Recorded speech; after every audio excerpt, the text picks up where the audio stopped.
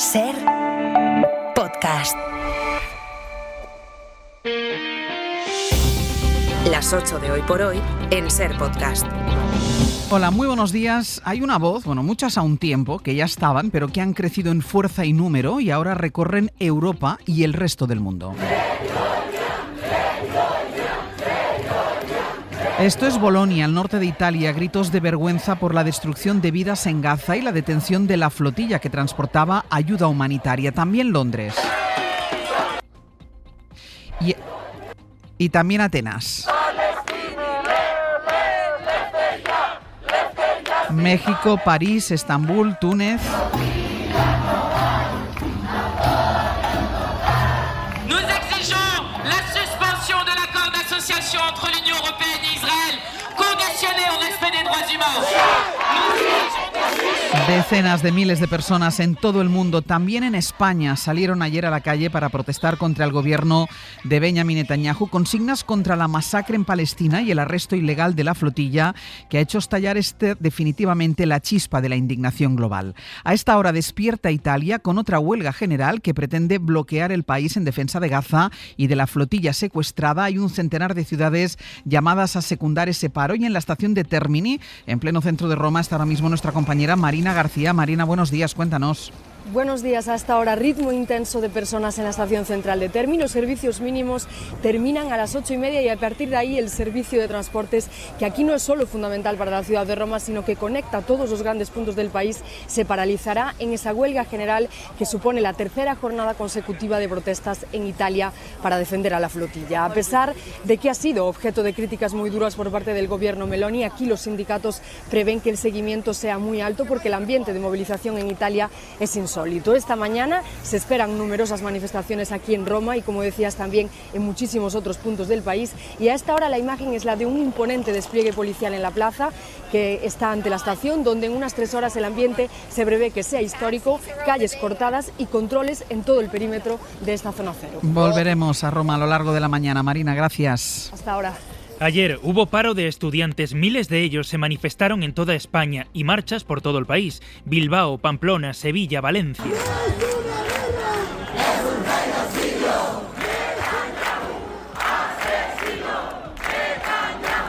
También Madrid, 10.000 personas según la delegación del gobierno, y Barcelona, la marcha más numerosa. Sergio Soto, buenos días. ¿Qué tal, Ángeles? Buenos días. Tanto en Barcelona como en Madrid las movilizaciones terminaron con algunas cargas policiales, aunque la mayoría de los manifestantes se concentraron de forma pacífica. En Barcelona hasta 15.000 personas salieron a la calle y esta mañana amanecen también con una acampada en el World Trade Center, el parque de negocios de la ciudad condal. Radio Barcelona, Sergi López, buen día. Hola, buen día. Decenas de personas han pasado la noche en esa acampada dispuestos a que la movilización sea continua y por eso han plantado tiendas de campaña y carpas para mantenerse en ese punto. Los organizadores hablan de bloquear el puerto.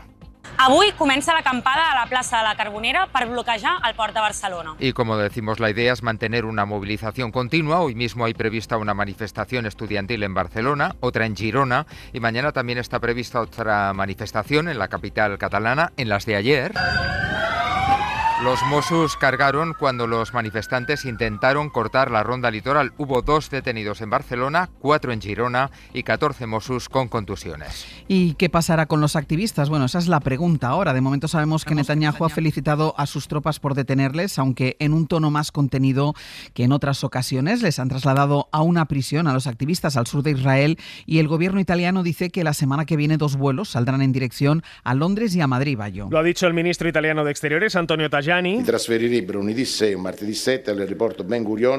que esos vuelos charter saldrán el próximo lunes y martes desde el aeropuerto Ben Gurion de Tel Aviv. A bordo presumiblemente viajarán la mayoría de las casi 500 activistas de la flotilla detenidos por las fuerzas israelíes.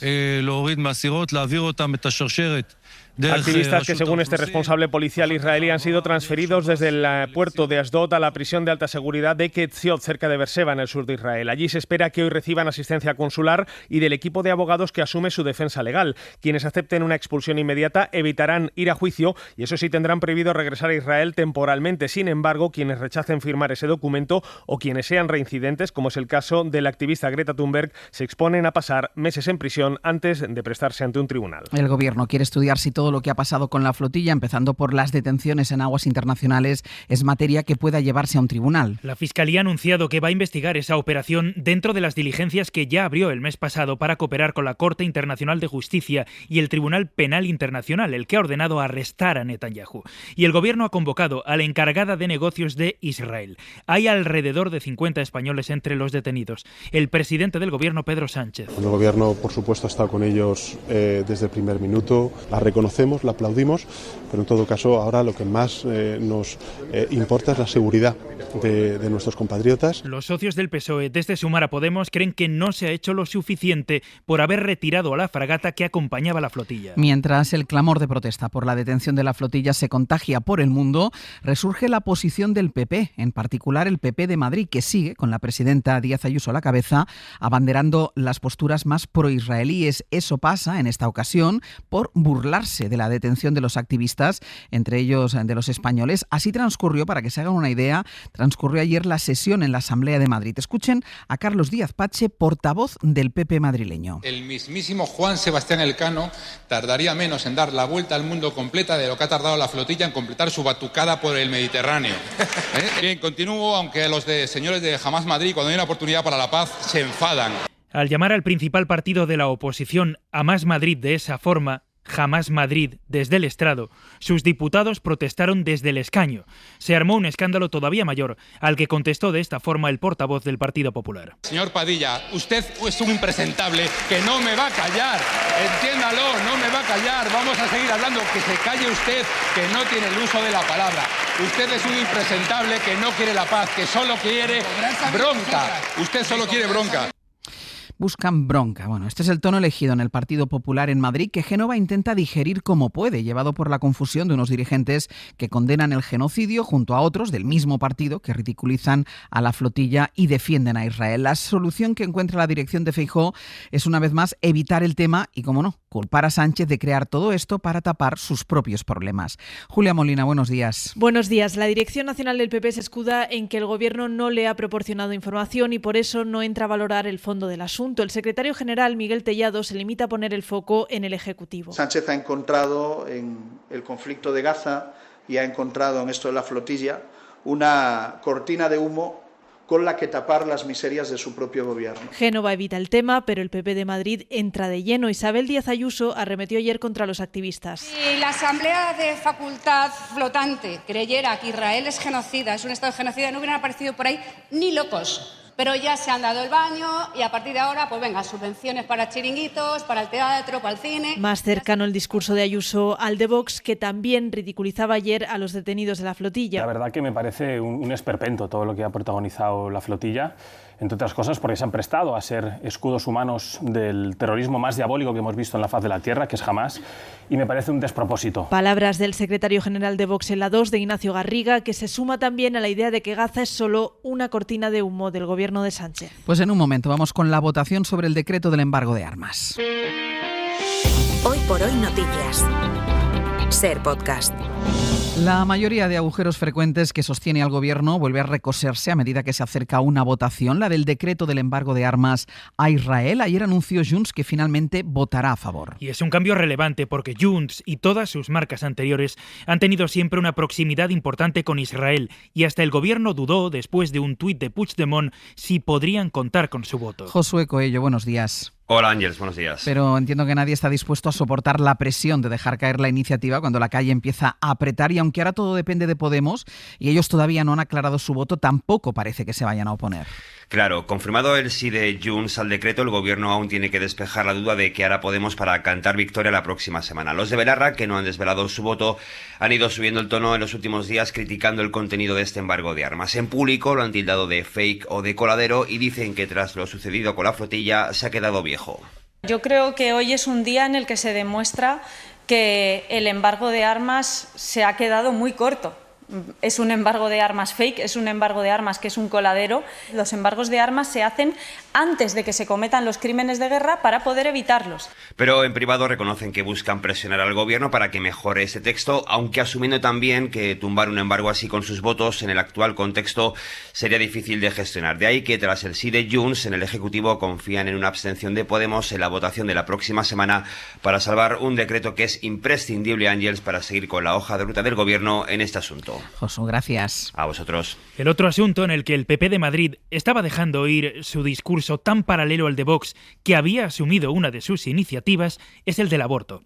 El Ayuntamiento de la capital aprobó una polémica moción que hablaba de una dolencia inventada que podían sufrir las mujeres que abortan y a las que se iba a advertir de ese riesgo que la ciencia no contempla. Ahora, de hecho, el alcalde de Madrid, Martínez Almeida, viendo que no le apoya en esto ni Díaz Ayuso, ha dado marcha atrás, pero no del todo, porque admite que no existe ese síndrome y aún con eso dice que hay que dar información, pero a la vez que no será obligatoria. Radio Madrid, Roberto Torija. Almeida trata ahora de apagar el incendio político una vez comprobado que ni siquiera cuenta con el apoyo del gobierno de Ayuso, siempre dispuesto a dar cualquier batalla ideológica. El síndrome posaborto no es una categoría científica reconocida. Lo que coincidimos es en dar información.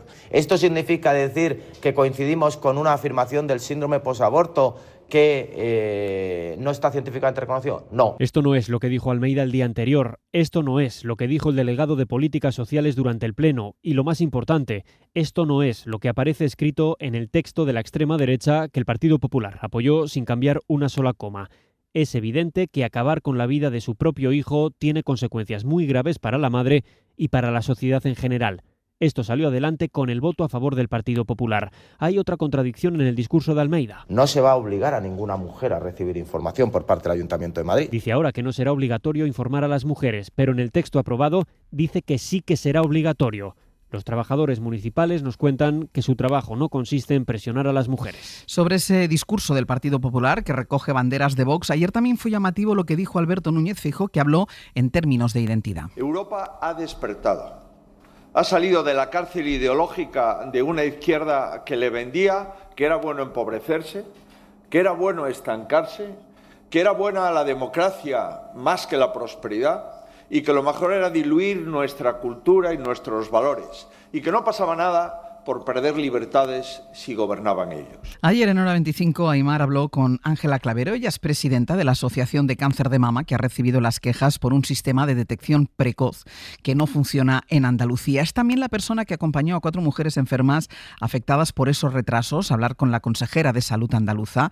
Esto le relató a Aimar de su encuentro con ella, lo que les dijo la consejera. Resulta que nosotras somos muy alarmistas. El problema es que es cáncer, que es que nos morimos. Y usted ve siempre el vaso medio vacío. Ha llegado un momento en que ha dicho ella 2 veces, es que son casos. Y le ha dicho una compañera afectada, no vuelva a decirme usted que soy un caso. Estoy aquí, tengo cara y soy una persona. Tú te entra el pánico y te lo pagas y vas tú a pagártelo. Pues la verdad es que es muy lista. Para no colapsar más los hospitales, pues yo te llamo y ya si acaso tú... Para no colapsar. Bueno, pues resulta que esta mañana, después de que sepamos que no son 4 casos, sino 2.000, los de las mujeres a las que no se avisó de que debían hacerse otra prueba, ahora la Junta de Andalucía dice que quiere ampliar los cribados. Radio Sevilla, Diego Suárez, buenos días. Buenos días. Ahora se llama a las mujeres de entre 48 y 71 años. La Junta anuncia que la prueba se va a ampliar a todas las mujeres en Andalucía desde los 45 a los 75 años, en torno a 500.000 de mujeres más. La Asociación de Afectadas cree que en estos momentos ampliar el cribado aumentará el cuello de botella en el seguimiento de los casos por la falta de medios y personal sanitario en el sistema de salud pública de Andalucía. Asume la Junta efectivamente que el actual protocolo es incompleto, que genera inseguridad, por ello se está llamando a esas 2.000 mujeres con pruebas no concluyentes que deben repetirse, como avanzó ayer la SER. Sostiene la Junta que hasta ahora no se llamaba a esas mujeres para no generar falsa alarma, porque el 98% de esos casos, dice la Junta, es benigno. Hasta luego, Diego. Seguimos en El Abierto. El juez Peinado considera fundamental el vínculo de Begoña Gómez con su esposo, el presidente del Gobierno, en los delitos de los que la acusa. El magistrado le atribuye un papel protagonista y amplía los delitos por los que Gómez, si llega a juicio, será juzgada por un jurado popular. Lo hace en un auto que cuenta hoy el diario.es. Tiene párrafos enteros plagiados de un artículo académico para justificar esa nueva particularidad, el jurado popular, para delitos que corresponden normalmente a jurado profesional. A la malversación, añade el juez Peinado, tráfico de influencias ilícitas, corrupción en los negocios y también apropiación indebida. Es una información de Pedro Jiménez. Peinado ha dictado un auto por el que vuelve a citar a Begoña Gómez, su asistente Cristina Álvarez y el empresario Carlos Barrabés el próximo lunes para comunicarles que en caso de ir a juicio por la pieza principal será ante un jurado popular. Es la misma decisión que comunicó la semana pasada en la pieza separada por la malversación. El juez sostiene que hay indicios sólidos, racionales y fundados de delito contra Begoña Gómez, pero solo cita uno. Su relación de parentesco con el actual presidente del Gobierno es la causa que se considera fundamental, dice, para poder apreciar la posible concurrencia del delito de tráfico de influencias y como consecuencia de ellos los restantes delitos: intrusismo, apropiación indebida y corrupción en los negocios. Juan Carlos Peinado implica así a Pedro Sánchez en la causa sin que haya un solo indicio de que participara en los hechos que se investigan. Para no perderte ningún episodio, síguenos en la aplicación o la web de la SER, Podium Podcast o tu plataforma de audio favorita.